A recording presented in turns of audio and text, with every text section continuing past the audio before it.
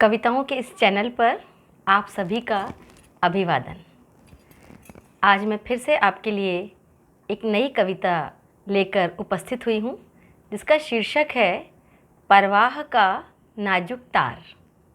रिश्तों को यदि हमें पाना है तो हमें उन्हें उपेक्षा और बेरुखी की कैंची से बचाकर रखना होगा, क्योंकि रूठना और लड़ना झगड़ना नहीं बल्कि उपेक्षा बनती है किसी रिश्ते को खो देने का कारण। तो सुनिए मेरी नई कविता। रूठ जाना किसी अपने का, रूठ जाना किसी अपने का, उसका लड़ना झगड़ना या कोसना, उसका लड़ना झगड़ना या कोसना, उम्मीदें और अपेक्षाएं रखना।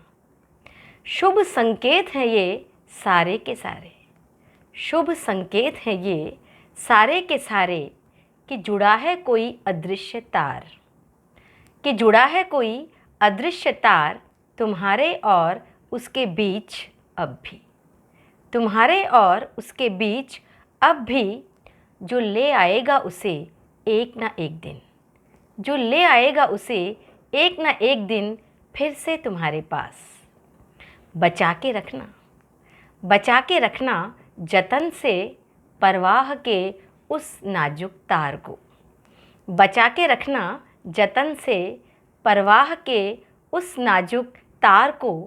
ऐसा न हो कहीं, ऐसा न हो कहीं कि तुम्हारी लगातार बेरुखी और उपेक्षा की कैंची कतर ही डाले कहीं, तुम्हारी लगातार बेरुखी और उपेक्षा की कैंची कहीं कतर ही डाले। लौट आने की उस संभावना को, लौट आने की उस संभावना को, क्योंकि रूठने और झगड़ने से कभी नहीं टूटता कोई तार, रूठने और झगड़ने से कभी नहीं टूटता कोई तार, काटती है उसे सिर्फ व्यंग्य की कटार, काटती है उसे सिर्फ व्यंग्य की कटार या फिर उपेक्षा की पैनी धार।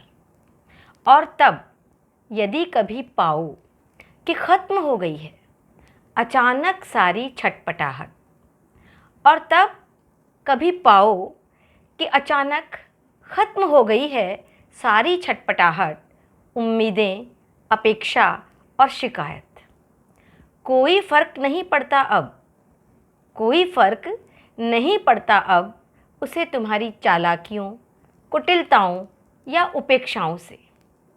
तब समझ लेना, तब समझ लेना कि खो दिया है तुमने उसे सदा सदा के लिए, खो दिया है तुमने उसे सदा सदा के लिए, जिसे तुम पा भी सकते थे बस ज़रा सी परवाह से, जिसे तुम पा भी सकते थे बस ज़रा सी परवाह से। धन्यवाद।